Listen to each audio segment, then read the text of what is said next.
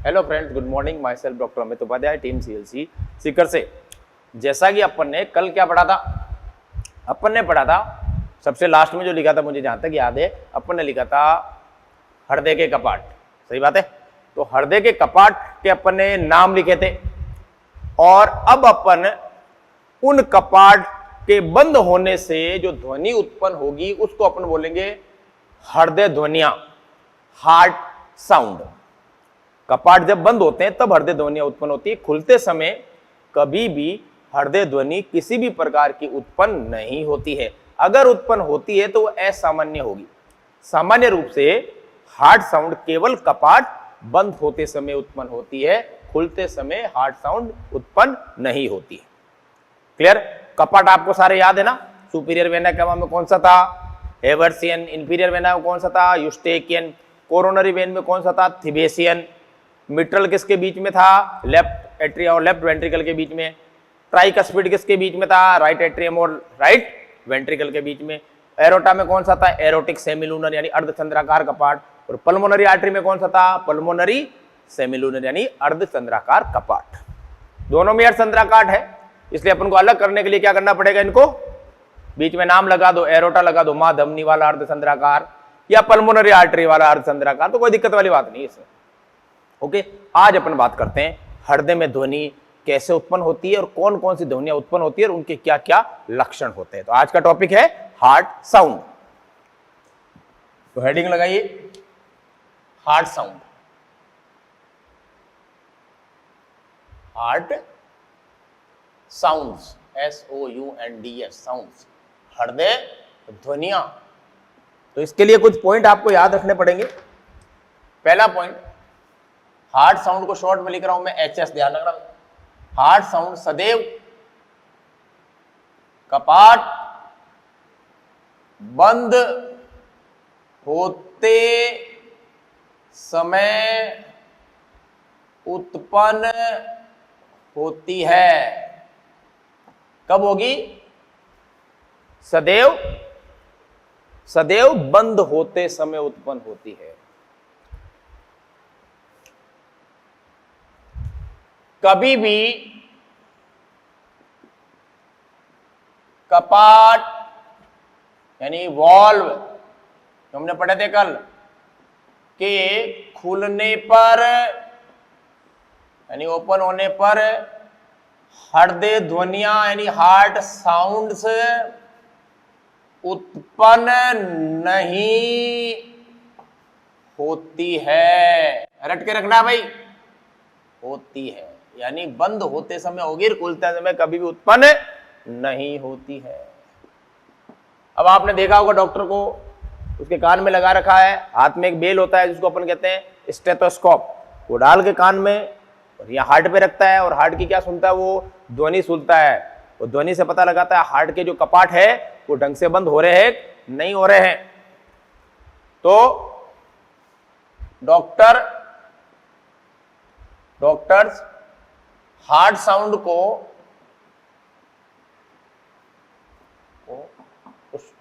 Stethoscope, क्या नाम है उस यंत्र का? स्टेथोस्कोप के द्वारा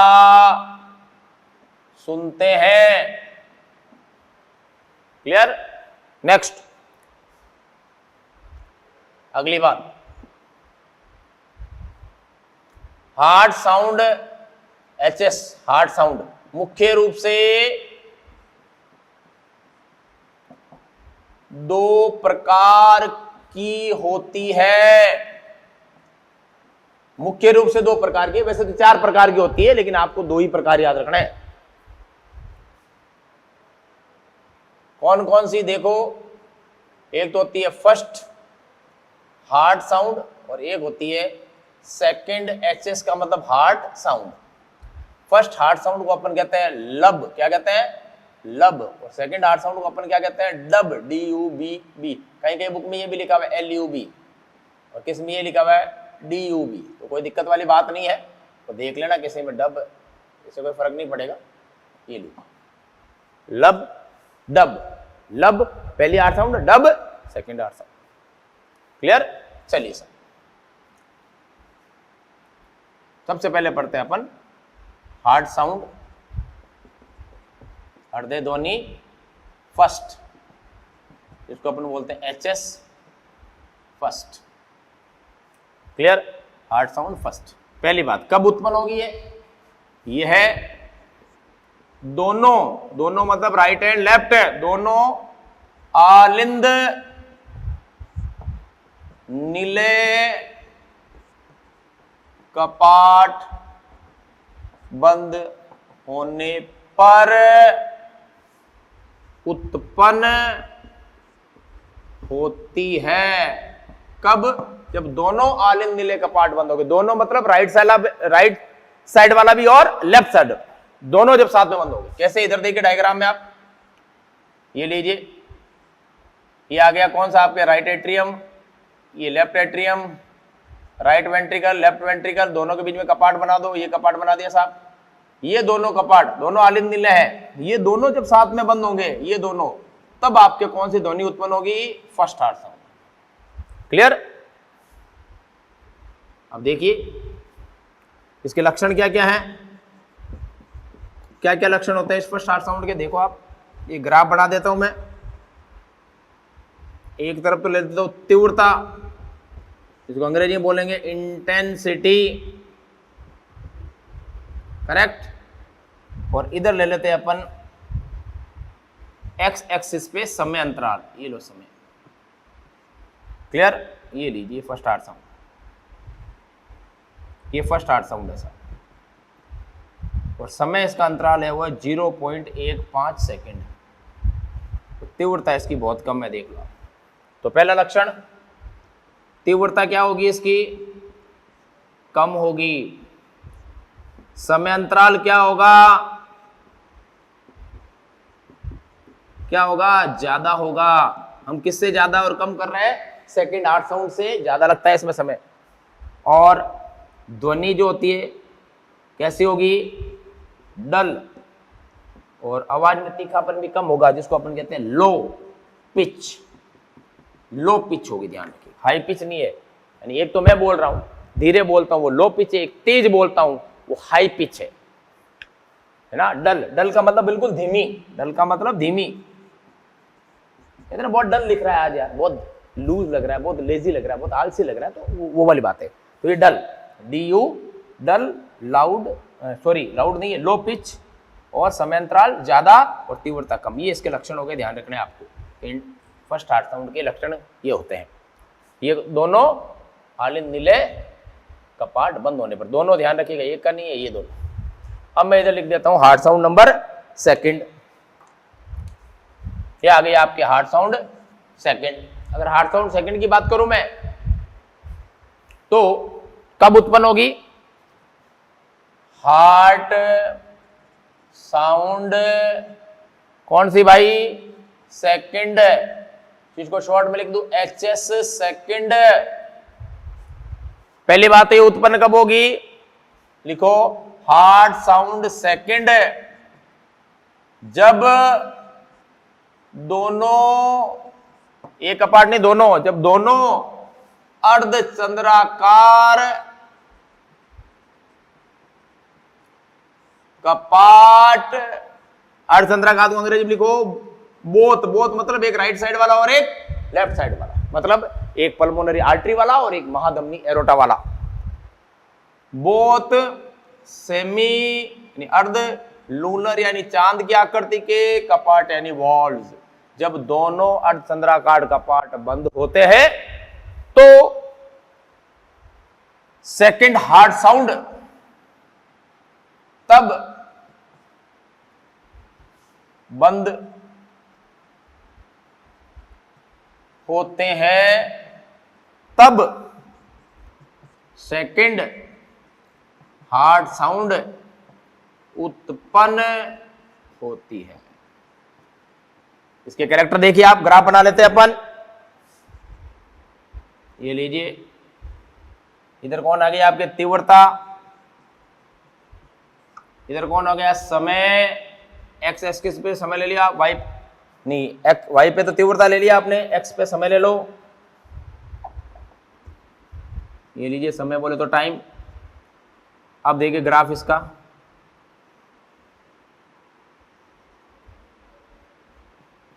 तीव्रता क्या लग रही है, ज्यादा। समय अंतराल कितना लग रहा है पता है आपको, ओनली कितना, इधर कितना था 0.15 था।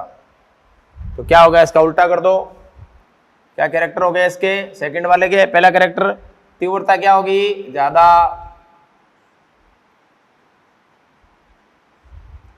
दूसरा समय अंतराल कम,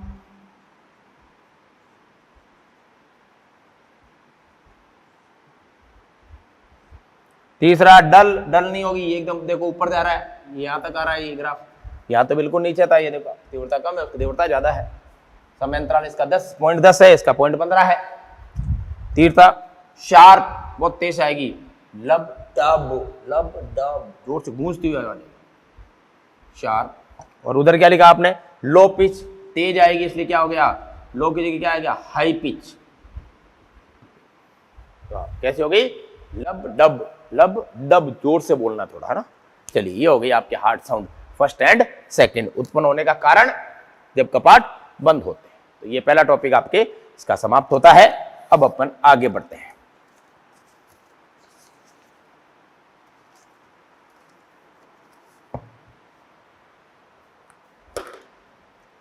क्लियर, चलिए देख लिया। हमेशा ध्यान रखना बंद होते समय, पहली वाली कब, दोनों आलिंद नीले कपाट साथ में बंद हो, दूसरी वाली कब, जब दोनों अर्धचंद्राकार कपाट साथ में बंद हो। ये आपके कंप्लीट होती है हार्ट साउंड। एक चीज और लिखो, हार्ट साउंड जो फर्स्ट है ना, फर्स्ट में यहां पर एक पॉइंट लिख रहा हूं, ईसीजी अपन पढ़ेंगे। ईसीजी में तरंगे होती है इस तरह से, आपने पढ़ा होगा, नहीं पढ़ा पढ़ोगे आगे आप, इस तरह से P Q R S, sorry S और T। तो ईसीजी में फर्स्ट हार्ट साउंड के दौरान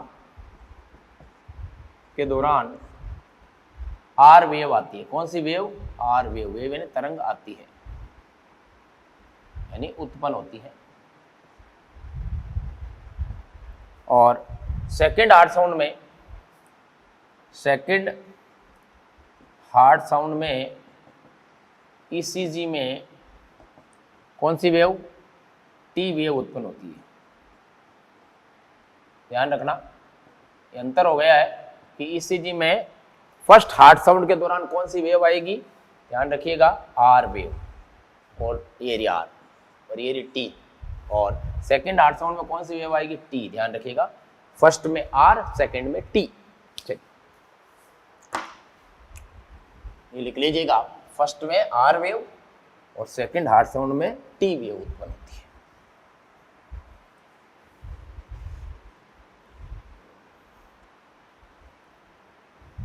अब अपन पढ़ेंगे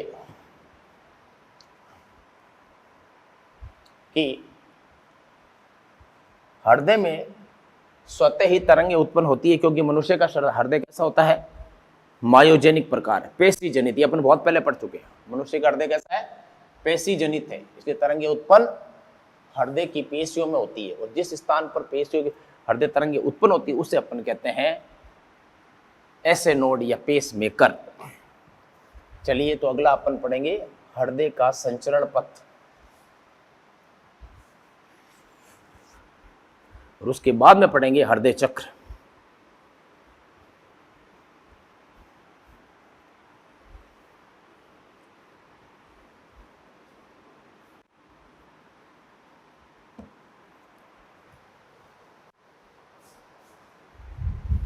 नियमन और स्थिति।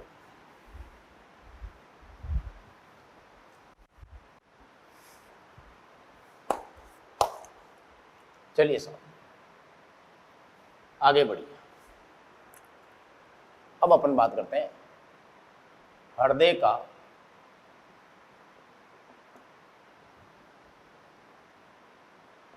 संचरण, हृदय का आवेग, आवेग का मतलब होता है करंट, आवेग संचरण पथ अंग्रेजी में कहते हैं कंडक्टिव यानी संचरण कंडक्टिव सिस्टम ऑफ हार्ट। चलिए साहब इसको समझने का प्रयास करते हैं। क्या है, हमारा जो हार्ट है वो अपने आप धक धक करता है, लब डब आवाज उत्पन्न करता है। तो हार्ट की तरंगे कहाँ से आती है, हार्ट चलता कैसे, किसके कहने पर चलता है? तो अपन ने पढ़ा था जब शुरुआत में कि दो तरह के हृदय होते हैं। एक होता है न्यूरोजेनिक जो तंत्रिकाओं के माध्यम से चलता है, एक होता है मायोजेनिक यानी हृदय के अंदर ही भगवान ने कुछ ऐसी क्षमता दी है, कुछ ऐसे ऊतक दिए हैं जिनमें अपने आप तरंगे उत्पन्न होती है। वो तरंगे पूरी पेशी तंतुओं के माध्यम से, किसके माध्यम से? पेशी तंतुओं के माध्यम से पूरे शरीर में फैल जाती है। पूरे शरीर से मतलब यहाँ पर मैं पूरे अपनी बॉडी में नहीं फैलानी है, केवल हार्ट के पूरे भाग में, हृदय संपूर्ण हृदय में फैल जाती है। और हृदय क्या करता है? संकुचन और शिथिलन, जिसको अपन कहते हैं लब डब, या हार्ट अपना धड़कता है या धक धक जिसे आप कह सकते हो। क्लियर? तो हृदय के ऊतकों में, हृदय की मांसपेशियों में, हृदय पेशियों में कुछ ऐसे ऊतक दिए हैं जिनमें स्वतः ही तरंगे उत्पन्न करने की क्षमता होती है और उनसे तरंगे निकलती है और वो संचरण पथ यानी अलग अलग पेशी तंतुओं के माध्यम से संपूर्ण हृदय में फैल जाती है। और उसकी वजह से हमारा हार्ट क्या करता है? धक धक करता है, संकुचन करता है और शिथिलन करता है। क्लियर? यही है संचरण पथ। तो सबसे पहले देखिए आप, मैं इसके अंदर आपको कुछ इंपॉर्टेंट पॉइंट दिखा देता हूँ, कोई डायग्राम बना के समझेंगे इसको। देखिए, हार्ट मसल यानी हृदय पेशियों में कुछ स्पेशल यानी कि विशिष्ट प्रकार के स्पेशलाइज्ड, विशिष्ट है भाई अपने आप में, तरंगे उत्पन्न करते हैं। स्पेशलाइज्ड टिश्यू, टिश्यू यानी ऊतक पाए जाते हैं जिन्हें नोडल टिश्यू कहा जाता है। क्या क्या क्या कहते हैं अपन? नोडल टिश्यू कहा जाता है। यानी हृदय पेशियों में कुछ स्पेशल टिश्यू होते हैं जिनको नोडल टिश्यू कहते हैं। नेक्स्ट, इन नोडल टिश्यू में स्वतः तरंगे या कह सकते हो आप आवेग, आवेग उत्पन्न, ये भगवान ने दी इनको क्षमता, ध्यान, उत्पन्न करने की, इसका पता नहीं चला है अपन को अभी तक, करने की क्षमता पाई जाती है। करेक्ट? यह तरंगे या आवेग पेशी तंतु, ध्यान रखना, ये क्वेश्चन कई बार पहुंचा गया, तंत्रिका तंतु नहीं, पेशी तंतुओं से फैलते हैं। पेशी तंतु यानी कि कोष्टक में अंग्रेजी में लिख देता हूं मसल, और तंतु क्या कहते हैं? Fibres, muscle fibres. ध्यान रखना, क्वेश्चन पूछा गया, ध्यान रखिएगा। के माध्यम से पूरे हृदय में फैल जाती है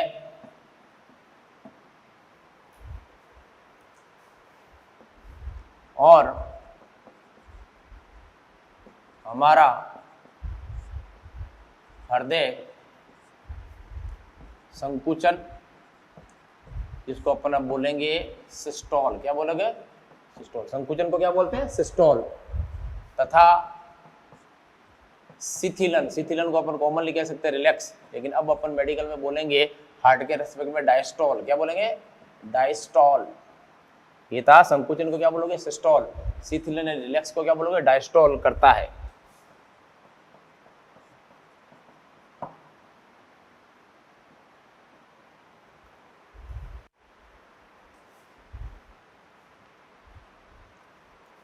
नेक्स्ट, मनुष्य का हृदय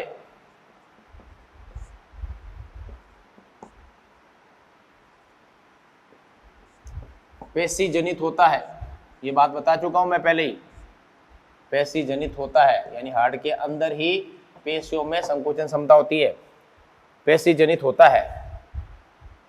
अर्थात ऑटो रिदमिसिटी दर्शाता है। ऑटो रिदमिसिटी क्या होती है भाई? अपने आप लयबद्ध रूप से यानी धक धक धक धक एक निश्चित क्रम में, एक निश्चित समय अंतराल में धक धक करता रहता, स्वतः अपने आप, किसी और के नियंत्रण में नहीं है, खुद ही तरंग उत्पन्न करती है। क्लियर? चलिए सर, ये कुछ पॉइंट लिखिए, फिर मैं आपको बताता हूं किस तरह से तरंगे फैलती है पूरे हृदय के अंदर। नोट कीजिए इसे फटाफट।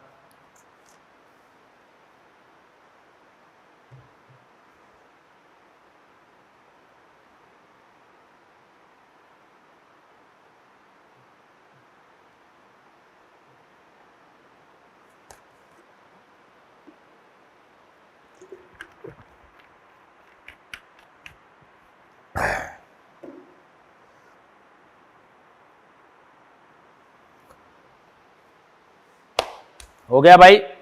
चलिए अब अपन बनाते हैं इस आवेग संचरण पथ का डायग्राम।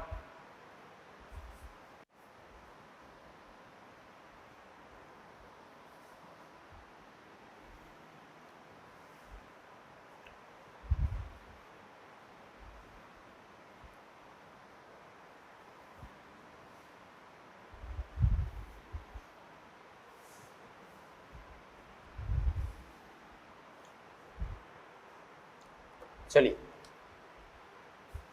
इधर देखिए, ये हृदय बना दिया मैंने, ये दो आलिंद और ये नीले। कल भी बनाया था अपन ने, आज भी बना रहे हैं। ये आगे दो आलिंद और ये आगे दो नीले। क्लियर? ये कौन सा आ गया? राइट एट्रियम, ये आ गया लेफ्ट एट्रियम, ये आ गया राइट वेंट्रिकल, ये आ गया लेफ्ट वेंट्रिकल। सही बात है। अब आप देखिए, यहां पर एक संरचना होती है जिसको कहते हैं अपन नोडल टिश्यू नंबर फर्स्ट, और एक यहां पर होती है जिसको अपन कहते हैं नोडल टिश्यू नंबर सेकंड, और एक यहां पर होती है जिसे कहते हैं nodal tissue number third. Clear? सबसे पहले तरंगे उत्पन्न यहां से होती है, दाएं आलिंद से, यहां पर ही ऊपर सुपीरियर वेना का होती है, इससे अपन कहते हैं साइनो ओरिकुलर नोड। क्या कहते हैं? साइनो, SI, ये ध्यान रखिएगा, साइनो ओरिकुलर। ओरिकुलर का मतलब आलिंद, नोड का मतलब गुंडी। शॉर्ट में क्या लिखेंगे? SA node. क्या बोलोगे आप इसको अब? SA node. और इसी का ही दूसरा नाम है पेस मेकर। क्या नाम है? कहते हैं ना हृदय के अंदर पेस मेकर पाया जाता है, यही है पेस मेकर। और यही इसे अपन कहते हैं तीसरा नाम हृदय का हृदय, यानी हार्ट ऑफ हार्ट, यही है साहब।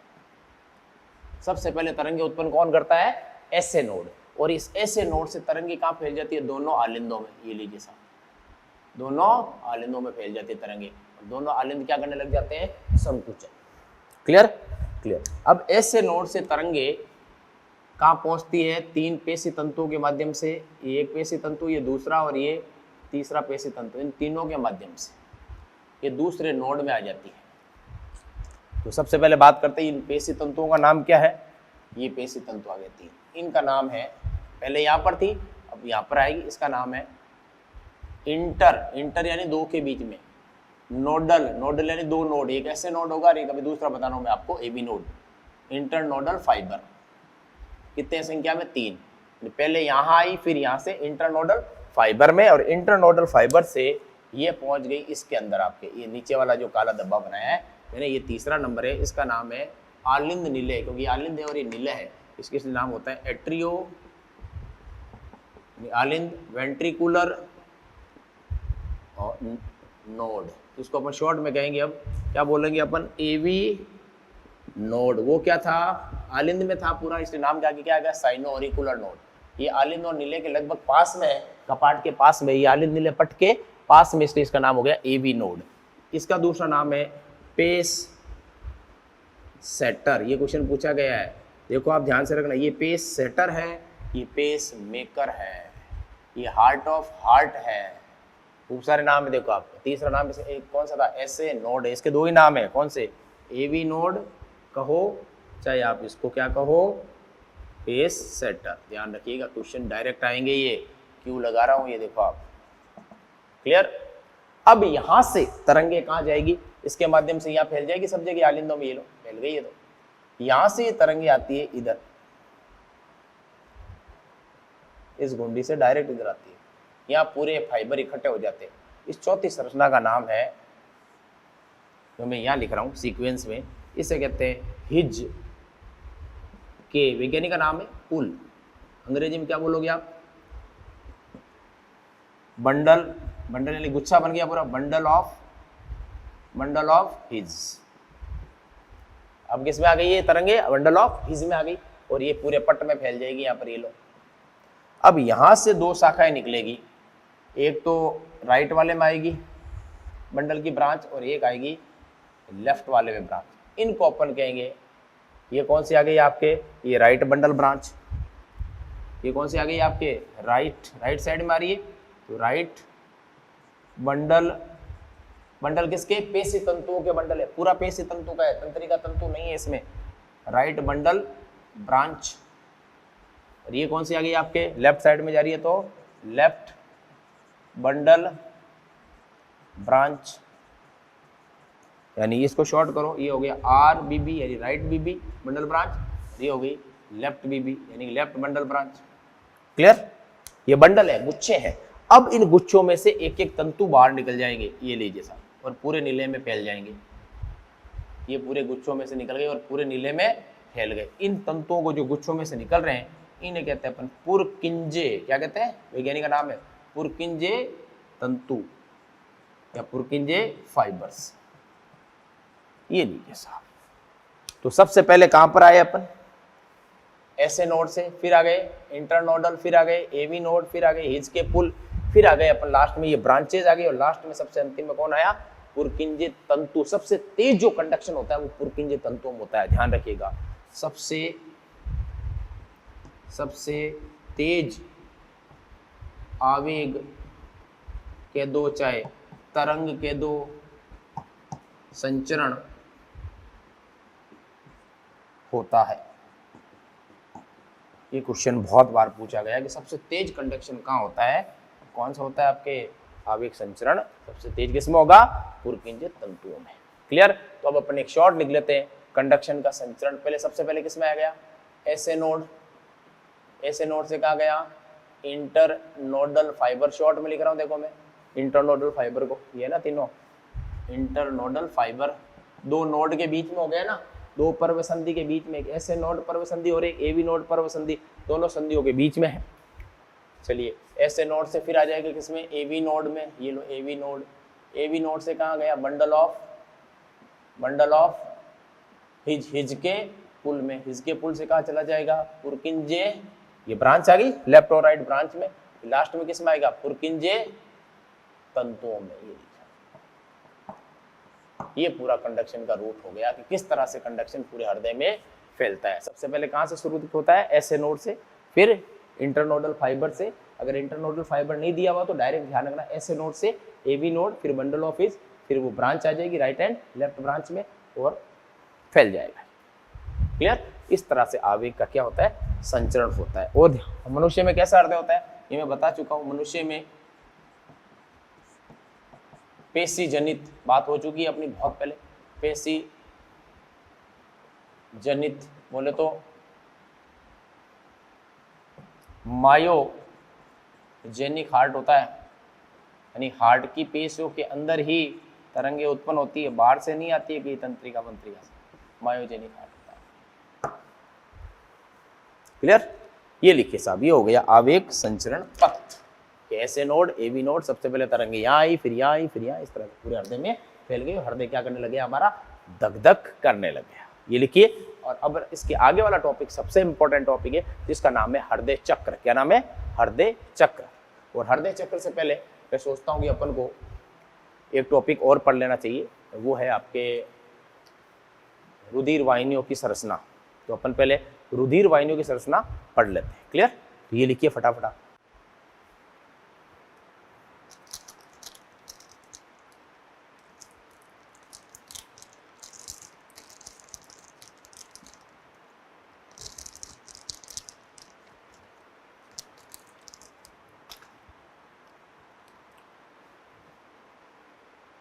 हो गया। चलिए सर, ये आपके हो गया आवेग संचरण।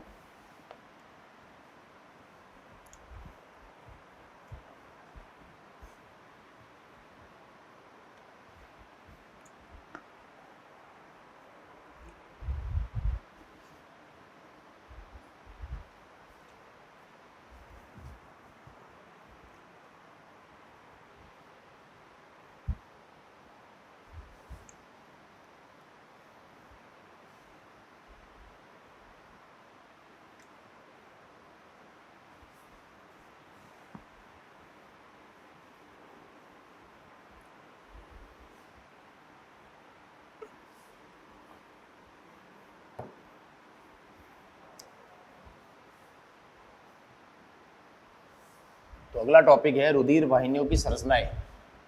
धमनी की कैसी होती है, सिरा की कैसी होती है, और केशिकाएं। तीन ही तो होती है अपने अंदर।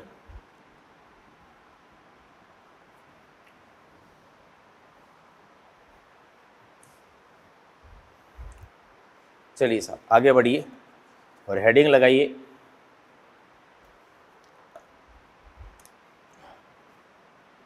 रुधिर वाहिनियों को अपन क्या कहते हैं, ब्लड वेसल्स की संरचना।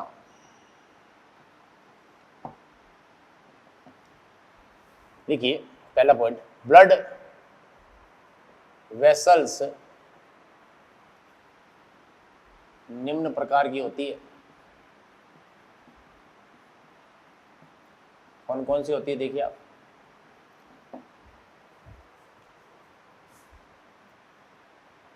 एक तो होती है धमनी, जिसको अपन अंग्रेजी में कहते हैं आर्टरी, जिसमें शुद्ध रक्त पाया जाता है केवल पल्मोनरी आर्टरी को छोड़कर, याद है ना आपको, हृदय के अंदर। दूसरी है सिरा, जिसको अपन कहते हैं वेन, जिसमें सदैव क्या सा रक्त पाया जाता है, अशुद्ध या डीऑक्सीजनेटेड, लेकिन एक अपवाद है पल्मोनरी वेन। तीसरा लसिका वाहिनी, जिसमें लसिका पाया जाता है। लसिका वाहिनी अपन पढ़ चुके हैं लसिका के बारे में, इसको अंग्रेजी में कहते हैं अपन लिम्फेटिक वेसल। लेकिन इसकी संरचना, सिरा की संरचना और लसिका वाहिनी की संरचना एक जैसी होती है, ज्यादा फर्क नहीं है, बिल्कुल एक जैसी है, परतें वगैरह। और चौथी होती है, उसका नाम है आपको, वो है केशिकाएं, जो सबसे अंतिम संरचना होती है, केशिकाएं। इंग्लिश में याद रखो आप कैपिलरीज, जहां पर फिल्ट्रेशन होता है, कैपिलरीज। धमनी, सिरा, लसिका वाहिनी और केशिका। क्लियर। सबसे पहली बात, धमनी यानी आर्टरी और वर्सेज वेन में थोड़े अंतर आपको याद रखने हैं। वेन ये मैं लास्ट में करूंगा, चलो अंतर बाद में करूंगा, पहले अपन इन तीनों की संरचनाएं पढ़ लेते हैं। क्लियर। चलिए, एक तरफ तो मैं डायग्राम बना रहा हूं धमनी का, ये मैंने बना दिया धमनी का, ये बना दिया मैंने सिरा का, और ये मैंने बना रहा हूं इस तरफ केशिका का, ये केशिका।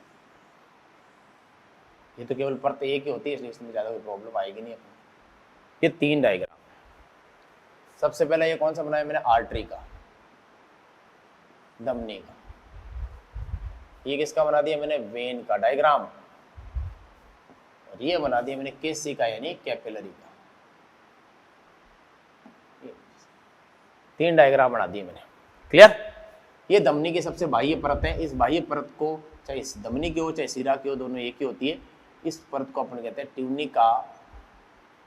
Tunica adventitia. क्या बोलते हैं, ट्यूनिका एडवेंटिशिया, या इसका दूसरा नाम है ट्यूनिका एक्सटर्ना। क्या नाम है, ट्यूनिका एक्सटर्ना।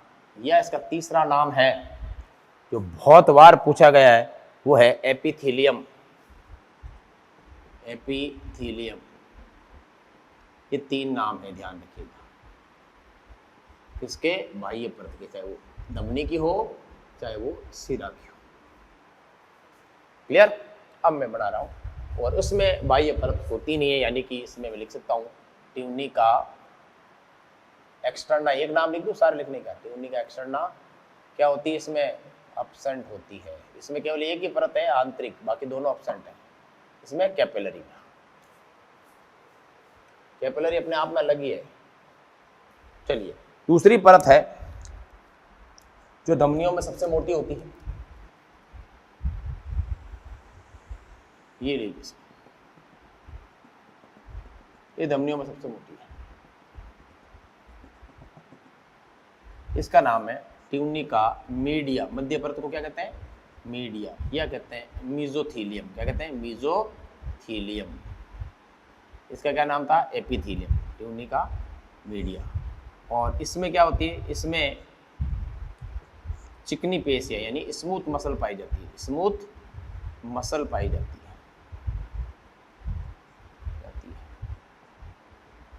इसलिए सबसे मोटी होती है, ध्यान रखना। इधर भी बना दूं, इसमें थोड़ी कम पतली होती है, यानी मोटापा कम है इसमें। देखो इसमें मोटाई ज़्यादा है, इतनी बड़ी है ये इतनी बड़ी नहीं, इसमें मोटापा कम है, लेकिन परत का नाम वही रहेगा, क्या, ट्यूनिका मीडिया। वो अंतर कराऊंगा तब आ जाएगा ना नंबर से। और इसमें आए पर ट्यूनिका मीडिया, तो इसमें ट्यूनिका मीडिया क्या लिखोगे, मीडिया वापस वही क्या, एब्सेंट होती है, केवल आंतरिक परत होती है इसमें। क्लियर। अब आइए आंतरिक परत, ये सबसे आंतरिक परत रेड कलर में बना देता हूं कि ब्लड के कांटेक्ट में रहती है ना। कौन सा उत्तर है, सरल सल्काकार उपकला उत्तर, देख लीजिए आप। सेम कहानी इधर,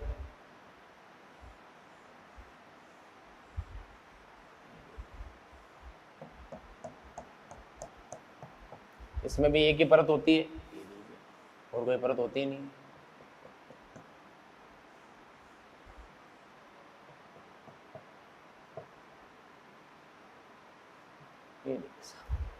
ये तीसरी परत आ गई, इसका नाम है ट्यूनिका इंटीमा। इंटीमा यानी आंतरिक, या ट्यूनिका इंटरना। इंटरना कहो चाहे इंटीमा कहो, बात तो एक है ना, आंतरिक होगी। और इसका दूसरा नाम हो गया, या इसे आप कह सकते हो क्या, एंडोथीलियम। क्या कह सकते हो, एंडोथीलियम, सबसे आंतरिक है। और इसमें कौन सा उत्तक पाया जाता है, ये कोशिका किस प्रकार की होती है, ये कोशिकाएं हैं आपके सरल सल्काकार उपकला उत्तक, यानी simple squamous epithelium tissue. Simple squamous epithelium tissue, समझ आई बात। यानी कि तीन परतें हैं, अपन बात कर रहे हैं कि बाहर वाली ट्यूनिका एडवेंटिशिया है, और बीच वाली ट्यूनिका मीडिया है, और जब से सबकी आंतरिक वाली है वो ट्यूनिका इंटीमा है। बैठ गई भेजिए बात ना, कि किस तरह से ये परतें आपस में व्यवस्थित है। अगर इधर बात करें अपन तो सेम परतों के नाम यही है, लेकिन इनकी मोटाई और इनमें पाए जाने वाले फाइबर, इनमें अलग अलग चीजें होगी।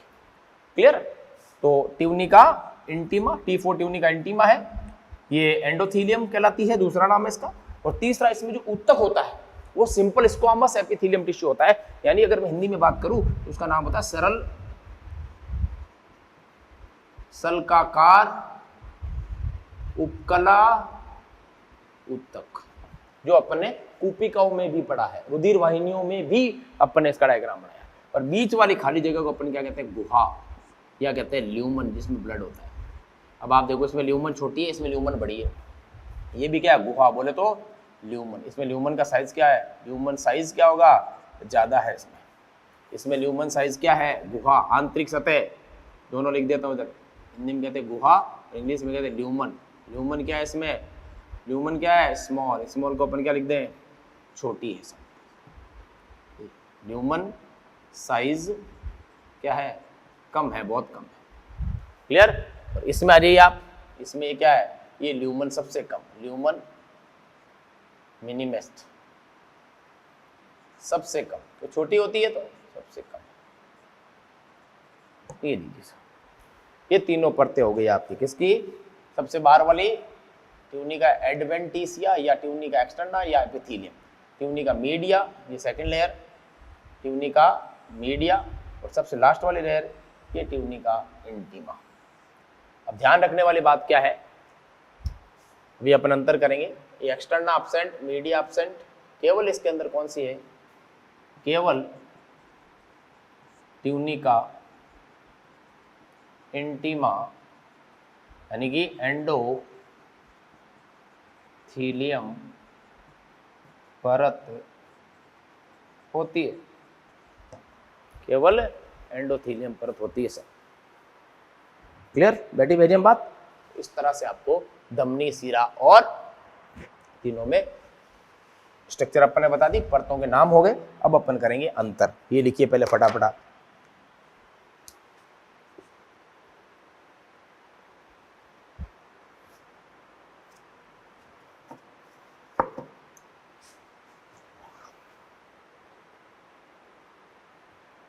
हो गया, चलिए सर आगे बढ़ते हैं।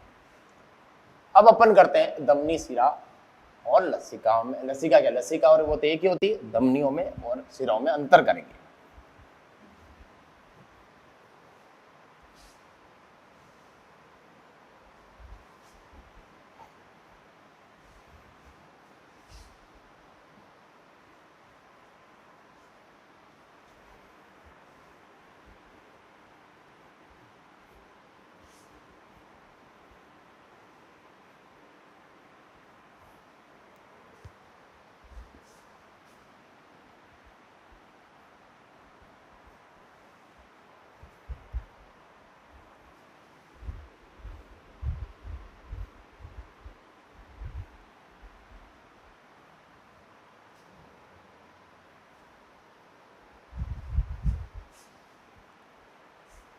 चलिए सर, तो अगला टॉपिक लगाइए।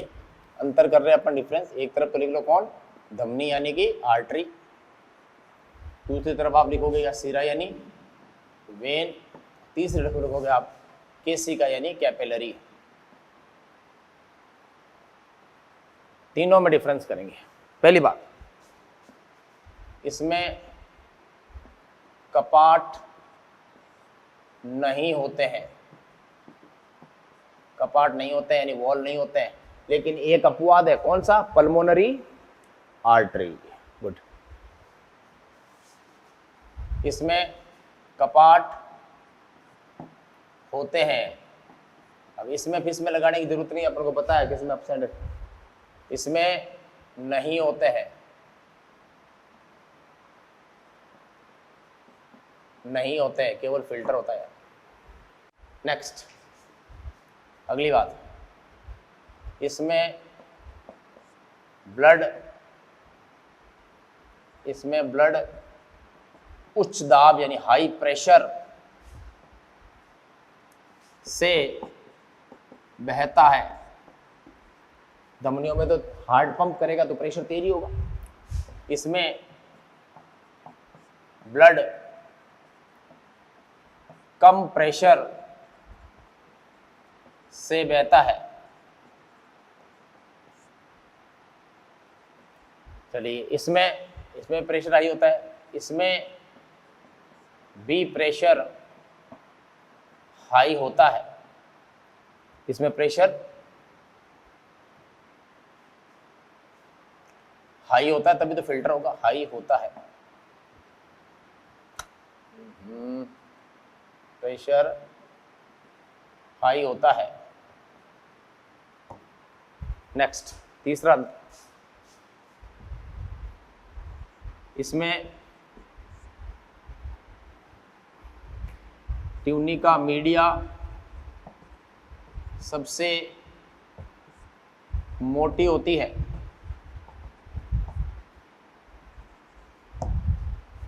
इसमें भी ट्यूनिका मीडिया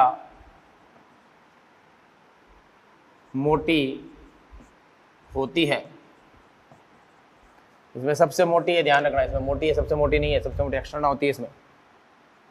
इसमें ट्यूनिका मीडिया अब्सेंट होती है, अनुपस्थित है।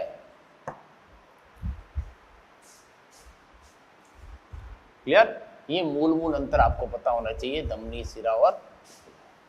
तीसरा, एक और लिख लो, चौथा अंतर, इसमें छनने की यानी छनने की, ध्यान रखना, इसमें छनने की क्रिया नहीं होती है। और इसमें भी छनने की क्रिया नहीं होती है, डायरेक्ट लिख दिया मैंने, नहीं होती है। इसमें छनने की क्रिया होती है।